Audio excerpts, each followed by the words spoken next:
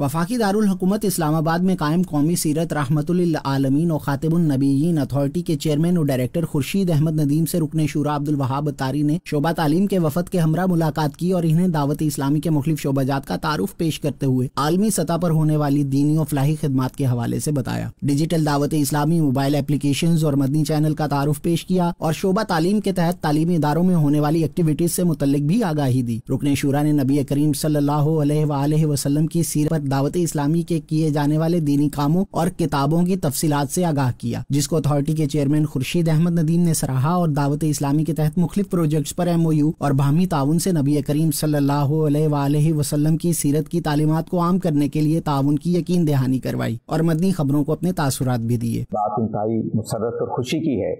कि दावत इस्लामी ने सालत माब सल्लल्लाहु अलैहि वसल्लम की सीरत की तरफ मुतवज्जो करने के लिए एक भरपूर हमजहती मुहिम उठाई है और अथॉरिटी इंशाअल्लाह